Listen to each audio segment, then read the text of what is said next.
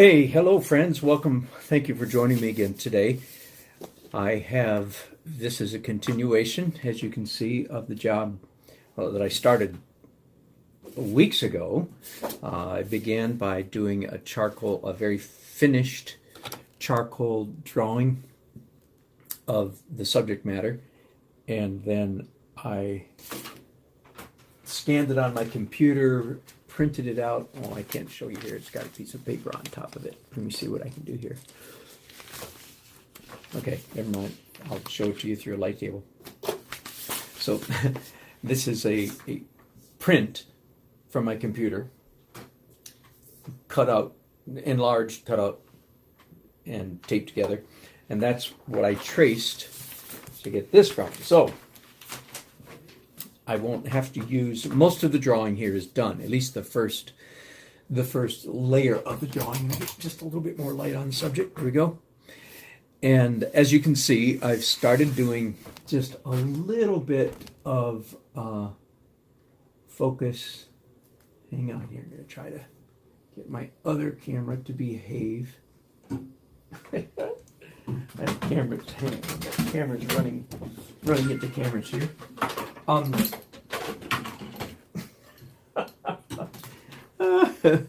Oh, what a mess! What's happening here? You regular viewers of my broadcast. What I'm doing here is I'm taking a video with two cameras, so that I can do a more finished, edited. There we go. A more edited version of this. Whew. That's nothing for you to worry about. Anyway, that's why I've got such a mess. So I finished the entire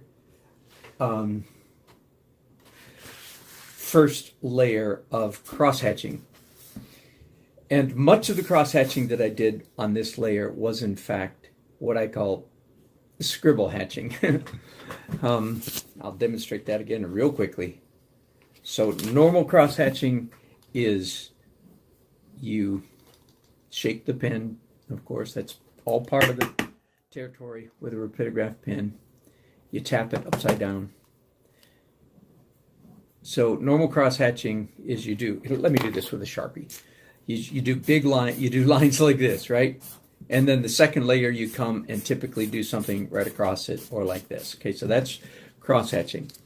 Now, scribble hatching is a number of things. One, the simplest form is instead of only drawing on the downstroke like that, you draw on both strokes, up and down, like this.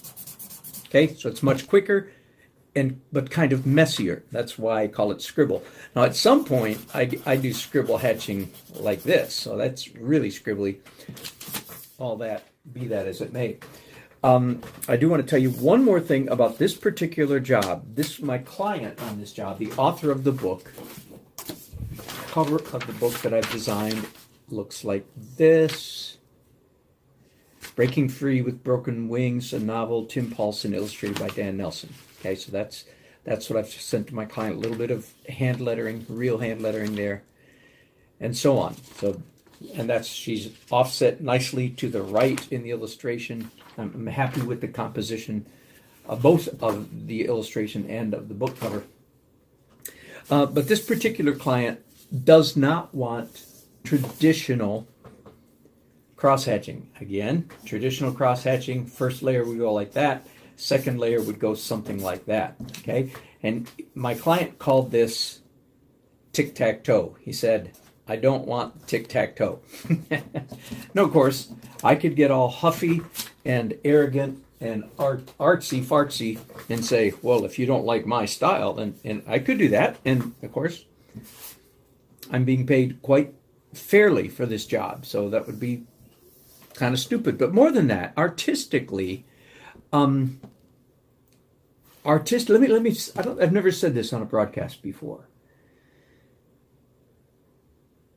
I spent 20 years of my life, 25, as primarily a freelance illustrator. And part of what that means is that I did whatever the telephone told me to do. Here's what it's like to be a freelance illustrator. Working, drawing. Ring. Hello, this is the old-fashioned telephone, very nice. Not a cell phone. Hello, this is Dan. Ad agency. Yes, sir. Good to hear from you. When do you need that? Tomorrow. They need it tomorrow. Sure. And what medium do you want that in? I've never worked in that medium in my life. Yeah, Bob, no problem. Yeah, tomorrow, no problem. Sure. You have any images? No? Okay, good. I'll be in touch tomorrow. See you. Thanks, bye. Click. And you slam down whatever you were doing. You run over, you look up, and this is, of course, in the days way before internet or anything like that. You couldn't just Google or YouTube to learn how to do something. Anyway. Now, let me say, that's sort of the life of a low-end illustrator. Man, I'm not sure I should admit that right here on live TV. That's how a low-end illustrator, because high-end illustrators, they only worked in one style, one technique, one medium, and they demanded top dollar. Man, I always wanted to be one of those. And if you're a young illustrator, I would recommend that you aspire and navigate and figure out how to be one of those. Never worked for me. Here's the funny thing. What didn't work for me, now I'm 64 years old. Okay, so just to help you, how old is this guy?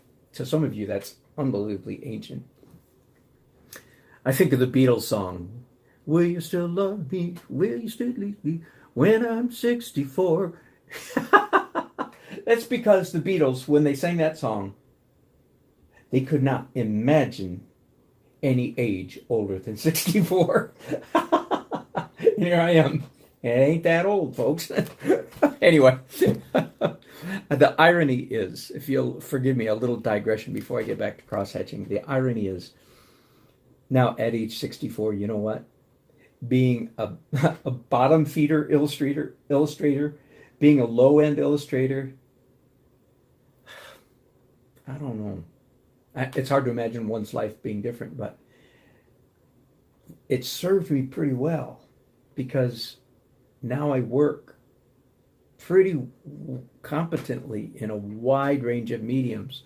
In fact, today, the reason this video is being so late today is because I counted. I've worked on 7, count them, just in case you can't count. I have worked on 7 different art projects today already. 3 oil paintings, 1 charcoal sketch, 1 graphic design, letter design, type design, 2 meetings with clients. Some of those overlap. 7 different jobs today. This is kind of an exciting day. 7 different jobs in 4 different mediums. And number 1, it's exciting. Number 2, doesn't get boring. A lot of variety. 8 different mediums if I count this pen and ink. And it's given me income because not very many people can do that, all those mediums. And some of you are tempted to say, yeah, but you're not very good at any of them. Don't even get me started. Don't push his arrogant button. Other people are saying, no, don't say that. Dan will go so arrogant on you so fast. You old timers, you regulars, you know what I'm talking about, right? Don't say that. Don't make a comment like, yeah, man, jack of all trades, master of none, because you'll push his arrogant button, and you don't want to see Dan when he. That's all we ever see is Dan when he's arrogant. I have momentary moments of humility, and I usually announce I'm about to be humble. Enjoy it while it lasts. Anyway, whoo boy, I'm recording all this on my good video camera. Can you believe that? I'm going to erase all this crap. I'll stand by my work, okay? Go to dannelsonart.com, look at all the paintings, go to the illustration page. I stand by everything that's on those pages, okay? That's as arrogant as I'm going to get. Did you see a halo beginning to form over my head? Ooh. Okay, back to the job at hand. Let's back to business. Come on. Enough of this silliness. Let's talk about the thing we have to talk about here, which is cross-hatching. Okay, so this client, he does not want traditional cross-hatching. He doesn't want tic-tac-toe. So all the illustrations, they're around here somewhere, all the illustrations that I've done for him so far in black and white, I'm doing just a variation on the cross. If the first layer goes like this, then the second layer goes something like this, and the third goes something like this. Are you with me? And then after a while, you've blacked it all out, and you achieve the same effect. So that's essentially what I'm doing here. And as you can see, I've already started messing around with it. Like traditionally, all the grain, my first layer of cross hatching is all going the same direction. And if I did it traditional, the second layer in her hair, I would go this way. But I'm not doing traditional cross hatching. I'm doing Hey, Bruno. Thanks for you saying that, not me. Thank you. Thanks for sparing me having to say that. I'm not the best. Good grief. No, I'm not that stupid. I mean, there are people out there that are so good in anyway, never mind. I'm pretty good. I'm really good at a whole bunch of things, but not the best. Anyway, so the second layer. But what I want to show you here is I've already started this multi-layer effect. I'm looking for another piece of this vellum. For those of you who missed yesterday's broadcast, so let me tell you what's going on here. Oh, I can't. I have a piece right now. I'm sorry, I'm not so organized. Here we go. That's what I'm looking for. So this is one sheet of vellum. Here, very shortly, I'm going to put another piece of vellum on top of that and begin drawing on it, coloring, cross-hatching. But it's probably not going to go on top. It's probably going to go underneath. In fact, I've already, and you really can't see this now, but I've already begun using this translucent property because some of this cross-hatching is on the back. You can see it best in the girl's face. Let's see if I can get both cameras to zoom in here real carefully on the girl's face. Okay, come on. Come on, you can do it. Yes, you can. Okay, for some reason having a little hard time there. How can I point this out without making marks? This little bit of her cheek right here, this dark crescent, that's on the front of the vellum, right? It's on this side.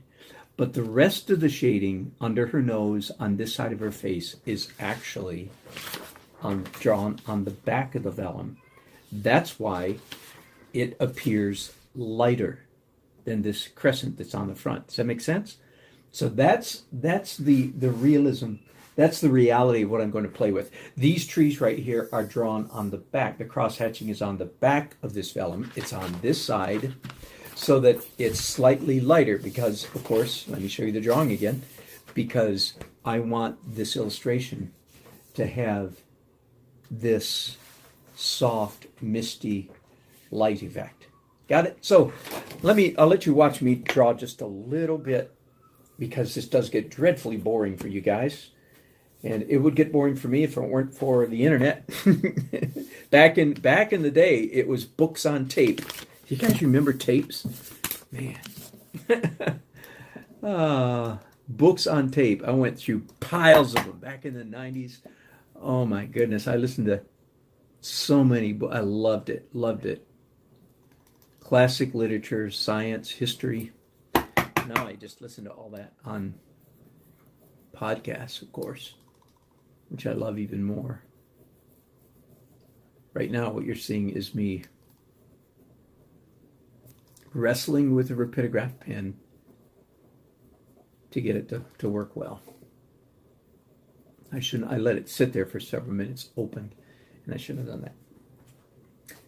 Okay, let's do this. I'm going to turn it over, and I'm going to do the second layer of cross-hatching on this girl's shirt. So this is now a slightly lighter shade of shading.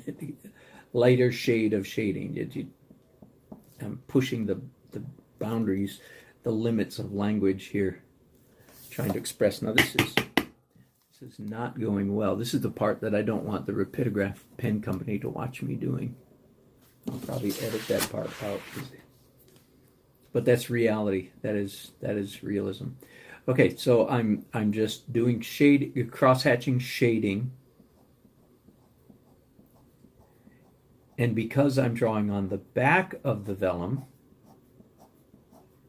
it's going to appear slightly lighter than the cross-hatching I did on the front. I'm going to turn it over in just a minute and let you see it. Okay? And of course, that just gets us started. I know that when this illustration is finished, I'm going to use at least 3 layers of vellum, which translates into 6 layers of drawing, because I can draw on both sides of each layer of drawing. That would be, I can do pen and ink drawings 6 layers deep. Does that make sense? So it's like I get ultimate control using the translucence. So let me turn that over and see how that looks. Ooh, that looks nice. Now, so far, I'm doing all of this with basically just a warm gray ink. It's not even black ink. I may come back and do black later. I'm not sure. But I'm using just a warm gray ink, and I have a total of 8 different colors. 3 primary colors, 3 secondary colors, and 2 browns, if I'm calling this dark brown.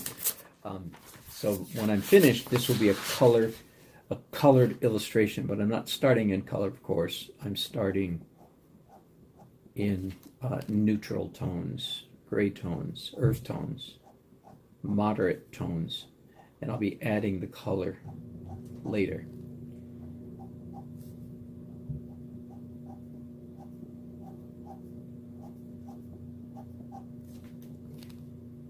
One of the things I do to fade out the edge of my cross-hatching is I do a little dot, like often.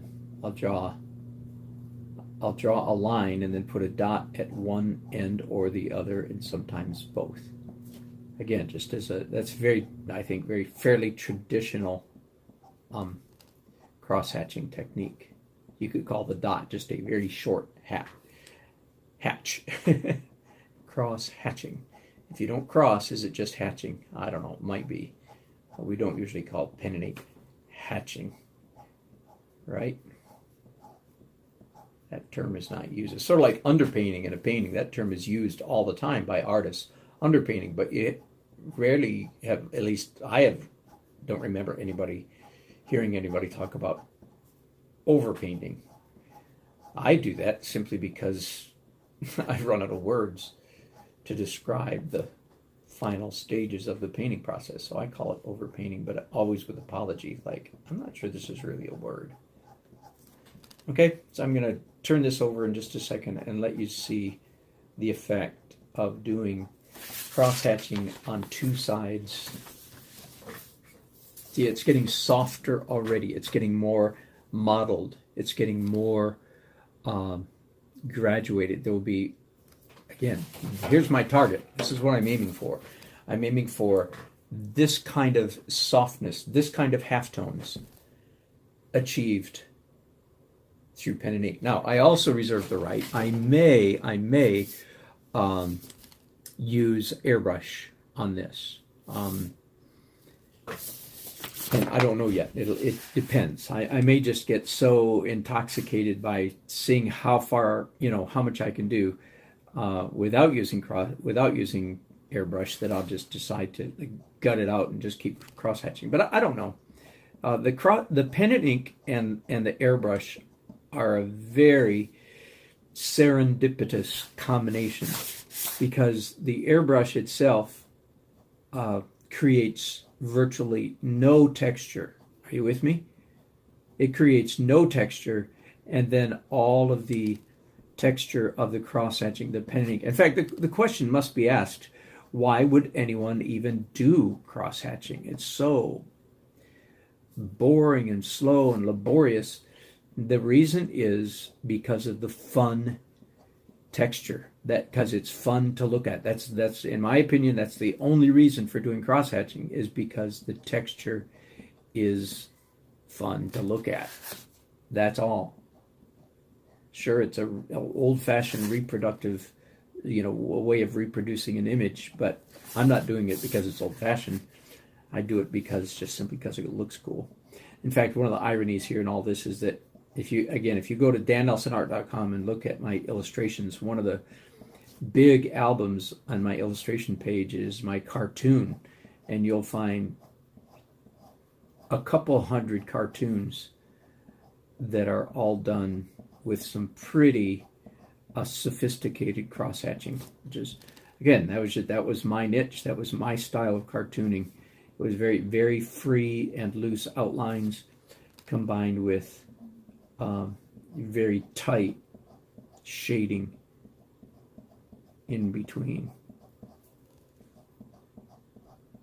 I think I was influenced, and I was about 5th grade, 1965. I don't know that I ever saw Mad Magazine in 65. I certainly did by 1966. I remember that. But Mad Magazine at the time, and I have no idea, I'm assuming they still use a lot of classic illustration techniques with cross-hatching. And I'm sure that influenced me to some degree. How much, I don't really know, because my own technique, grew up sort of with that influence. But there's a little bit that you can see of the double cross-hatching, one on this side, one on the back. And let me do just real quick. For instance, let's say I want to then, here's what my third layer will be. Only it'll probably be color. Here, let's see if my blue pen works. I've been having quite a bit of trouble with the blue pen, so I'm not making any wild promises as to its functionality. Okay, it's not working. Let me grab the green pen and see if that works. Green's been doing well the last couple of days. They're very temperamental pens. I probably shouldn't say that if I want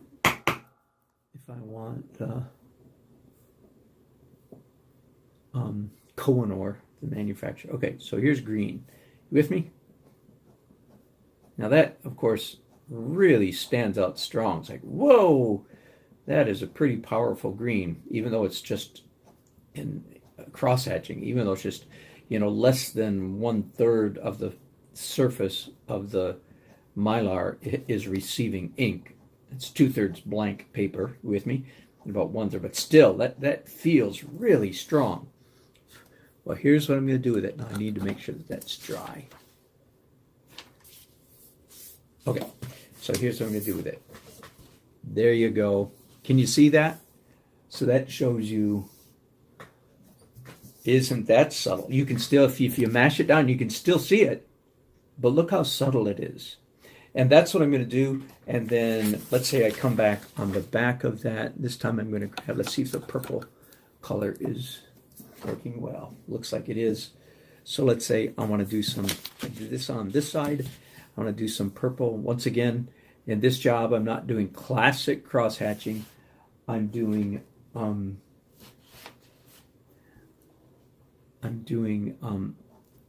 off kilter, offset cross-hatching, more subtle angles. So now I've got purple. I just want you to get a little bit of a vision for what this is going to look like. Okay, so there's green on one side, purple on the other. And then when we put this under here, now look, and I can build up, I can come back and draw on the top one, I can draw on the second, third, and fourth. That gives me four. Right now, I've got 4 layers of drawing right there. Is that cool? Tell me that's not cool. Because the Okay. spots are on. Okay, good. I'll be down in just a minute. See?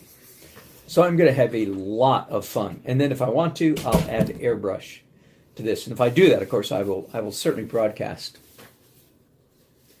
Yeah, I know R. Crumb. Yeah, R. Crumb, very, very, very famous. Um, um, yep, yep, yep. And he's the one who said illustration is just an excuse to do cross hatching.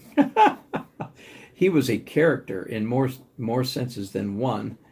Um, and yeah, I went through. I mean, I certainly looked at his work. I mean, I remember seeing it as a kid.